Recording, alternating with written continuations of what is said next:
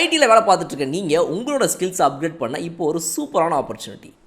ID மட்டும் இல்லை, நீங்கள் எந்த டொமைனில் இருந்தாலும் இப்போது இப்படிங்கிறதுக்குள்ளே ஐடிக்கு ஷிஃப்ட் ஆயிடலாம். இண்டஸ்ட்ரியல் எக்ஸ்பர்ட்ஸ், ஐடி ப்ரொஃபஷனல்ஸ் இவங்க எல்லாரும் சொல்லித்தராங்க. 100% பிளேஸ்மெண்ட் அசிஸ்டன்ஸ், 600+ கம்பெனிஸ் கூட டைப். இன்டர்வியூஸை நீங்கள் எப்படி அட்டன் பண்ணணுங்கிறதுக்கான பெஸ்ட் ட்ரைனிங்கும் தராங்க. அரியர் வச்சிருந்தாலும் பிரச்சனை இல்லை.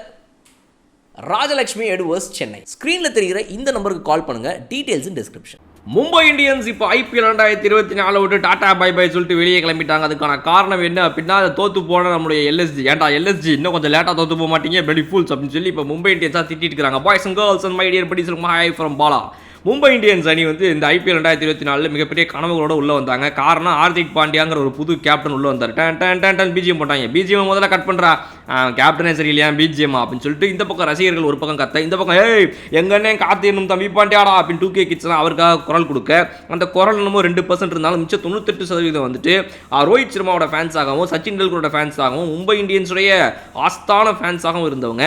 அதில் பார்த்தீங்கன்னா ஒரு 10-20% மக்கள்லாம் வந்து இன்ஸ்டாகிராமில் அன்ஃபாலோவே பண்ண ஆரம்பித்தாங்க. இப்படி தான் ஆரம்பிச்சது மும்பை இந்தியன்ஸுடைய கேம்பெயினே. ஹார்திக் பாண்டியாவை கேப்டன் அனௌன்ஸ் பண்ண அந்த நாள்லேருந்து அங்கேருந்து ஆரம்பித்து கடன்னு அப்படியே நாட்கள் ஓடி கேப்டன்சியில் வந்துட்டு டாடா ஐபிஎல் 2024 வந்து டட்டன்னு இப்போ நான் எப்படி வளரணும்னா அந்த மாதிரியே வந்து கேம்பெயினும் முதல் மேட்சே ஆரம்பிச்சது ஒரு தோல்வியோட. 2-3 தோல்விகளை பார்த்து கடைசியாக ஒரு வெற்றியை பார்த்து சரி okay we are back to the winning ways அப்படின்னு அவங்க மாறு தட்டி கொள்ளும் போதே அடுத்தடுத்த தோல்விகள் மீண்டும் வர ஆரம்பிச்சது. இப்படியே இவங்களுடைய இந்த கேம்பெயின் கொஞ்சம் மோசமாக போயிடுச்சு. ஸோ இதுக்கு இப்போ என்னென்ன பிரச்சனைகள் இருக்குது, எந்த வகையில் இப்போ இவங்க வந்துட்டு வெளியே போயிருக்காங்கன்னு பார்த்தீங்கன்னா, இவங்களுடைய வெற்றி வந்து இவ்வளவு கம்மியாக இருக்குது அப்படிங்கிறத தாண்டி அதுக்கான காரணம் என்ன அப்படிங்கிறத இப்போ எல்லாரும் பேசுகிறாங்க. மும்பை இந்தியன்ஸை சேர்ந்த முன்னாள் வீரர்கள், அவங்களுடைய சீனியர் மெம்பர்ஸ், எம்ஐயின் லெஜெண்ட்ஸ் அப்படின்னு அழைக்கக்கூடியவங்க, இவங்களில் பல பேர், சச்சினை விட்டுருங்க அவர் வெளிப்படையாக பேச மாட்டார், மற்றவங்களாம் வந்துட்டு என்ன சொல்கிறாங்க இங்கே அப்படின்னா, இது வந்து ஒரு அணி வந்து எந்த இடத்துலையுமே ஒரு கேப்டன்சி இங்கேருந்து அங்கே மாறும்போது ஸ்மூத்தாக இருக்காதுங்க. இது வந்து எல்லா ஸ்போர்ட்லேயும் இருக்கும். கிரிக்கெட்லேயே நம்ம நிறைய இடங்களில் பார்த்துருக்கோம். இந்த மாதிரி ஸ்மூத்தான டிரான்சிஷன் எங்கேயாவது தான் நடக்கும். அது மாதிரி நடக்கிறது ரொம்ப சாதாரண விஷயம் தான். இந்த மாதிரி வந்து ஒரு பிரச்சனை நடக்கிறது, அதை வந்து எப்படி ஒரு மேனேஜ்மெண்ட் அணுகுது, அதை எந்த அளவுக்கு அவங்க இன்னும் சரி செஞ்சுக்கிறாங்கிறதுல தான் விஷயம் இருக்குது, வேறு ஒன்றும் கிடையாது அப்படிங்கிறத தான் வந்துட்டு மும்பை இந்தியன்ஸை சேர்ந்த லெஜெண்ட்ஸ் சொல்கிறாங்க. ஸோ இங்கே வந்து ஹார்திக் பாண்டியாவோட கேப்டன்சி மாறின நாள்லேருந்து இப்போ ஒரு செய்திகளாக நேற்று நைட்லேருந்து என்னென்ன வர ஆரம்பிக்குதுன்னா, முதல் மேட்ச் அவங்க தோற்று போனப்பயே வந்துட்டு ஒரு டீம் மீட்டிங் நடந்துச்சு. அந்த டீம் மீட்டிங்லேயே வந்து டீமோட கோச்சு, அப்புறம் வந்து சீனியர் பிளேயர்ஸ்லாம் நிறைய பேர் உட்காந்து பேசினாங்க. சூரியகுமார் யாதவ், ஜஸ்பிரிட் பும்ரா, ரோஹித் சர்மா இவங்களெல்லாம் கூப்பிட்டு அவங்களுடைய ஆலோசனைகளை கேட்டாங்க. என்ன நடக்குது டீமில், ஒன்றாக எல்லாம் சேர்ந்து விளையாடுறாங்களான்றதெல்லாம் கேட்கப்பட்டுச்சு அப்படின்னு இப்போ சொல்கிறாங்க. அதுலேயே வந்து தெரிய வந்தது சில செய்திகள், இந்த அணிகள் வந்து 2-3 அணிகளாக பிரிஞ்சிருக்குது.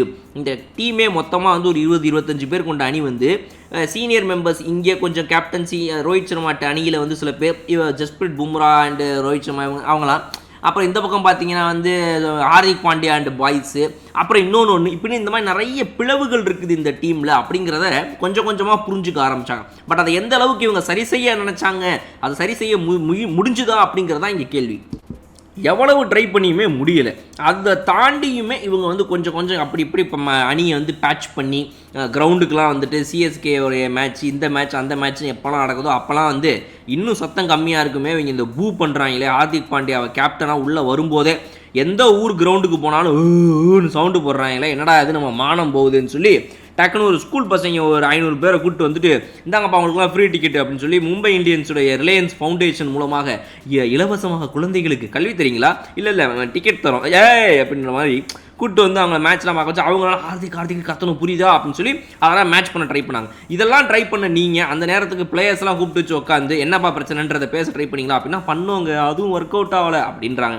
ஸோ இதெல்லாம் தாண்டி இந்த சீசனில் இவங்க இன்னும் என்னென்ன விஷயங்களை கற்றுக்கிட்டு இருந்திருக்காங்க, என்னென்ன விஷயங்களுக்கு ஒர்க் அவுட் ஆகிருக்கு, ஒர்க் அவுட் ஆகலை, இதெல்லாம் சரி செய்ய முடியுமாங்கிறத இன்னும் கொஞ்சம் ஹோல்ட் பண்ணி பார்க்கணும். ஆனால் முக்கியமாக நம்ம கவனிக்க வேண்டியது என்ன அப்படின்னா, இது ஹார்திக்கோட கேப்டன்சி மட்டுமா, அது கேப்டன்சி தப்பாக பண்ணாரா, தப்பாக பண்ணதுனால மட்டும்தான் தோற்று போயிச்சா அப்படின்னா அது ஒரு பக்கம் அவருடைய கேப்டன்சி அணுகுமுறை சரியில்லைன்னு. பட் இன்னொன்று, ஒரு புது கேப்டன் உள்ளே வந்தாலும் இது வேறு யாராவது ஹார்திக் பாண்டியா இடத்துல வந்திருந்தால் கூட இதுதான் நடந்திருக்கும் அப்படிங்கிறது தான் இந்த இடத்துல உண்மை. ஏன்னா ரோஹித் சர்மா ஒரு நல்ல சக்ஸஸ்ஃபுல்லான கேப்டன் இருக்கும்போது அவரை நகர்த்திட்டு இன்னொரு கேப்டன் கொண்டு வந்தது மிகப்பெரிய தவறான முடிவுங்கிறத மேனேஜ்மெண்ட் இந்த முறை கண்டிப்பாக இந்த சீசன் எண்டில் இப்போ ஒத்துக்கிட்டு தான் ஆகணும். அவங்க இன்னும் முட்டு கொடுத்து நாங்கள் எடுத்த முடிவு சரிதான் நினச்சிட்டு இருந்தாங்கன்னா நினச்சிக்கிட்டு போக வேண்டியதான். 6வது டைட்டிலுக்கு வெயிட் பண்ணிட்டு உட்கார வேண்டியதான். 2019 20 2 வருஷம் வரிசையாக விளையாடுன்னு ஜெயிச்சவங்க 2021 22 23 24 இப்போ இந்த 4 வருஷத்தில் மொத்தமாக ஒரே ஒரு பிளே ஆஃப் தான் போன வருஷம் வந்தது. மிச்சம் 3 வருஷம் பிளே ஆஃப் கூட போகலை. இது மாதிரி ஒரு நிலைமையை வந்து மும்பை இந்தியன்ஸ்க்கு வரணும் யார் எதிர்பார்த்தா? அதனால் இது ஹார்திக் பாண்டியா கேப்டன்சியை தாண்டி மேனேஜ்மெண்ட்டாகவும் இந்த டீம்லையுமே இன்னும் கொஞ்சம் ஒர்க் அவுட் பண்ணி பிளேயர்ஸ் எல்லாம் புதுப்பிச்சு ஃப்ரெஷ்ஷாக அப்படியே வந்து இறக்குனாங்கன்னா 2025 வேறு மாதிரி இருக்கிறதுக்கான வாய்ப்புகள் இருக்குது. பட் கேப்டன்சியில் ஹார்திக் பாண்டியாவோட முடிவுகளை திரும்ப என்ன பண்ணுவாங்க, ரீட்டைன் பண்ணி அவரே கேப்டனாக 2025 அனௌன்ஸ் பண்ணுவாங்க நினைக்கிறீங்களா? கமெண்ட் செக்ஷனில் சொல்லுங்கள். அதை பற்றி இன்னும் விரிவாக இன்னொரு வீடியோவில் பேசுவோம். Boys and girls, thank you so much. அடுத்த வீடியோ நாங்கள் பார்ப்போம். Okay bye.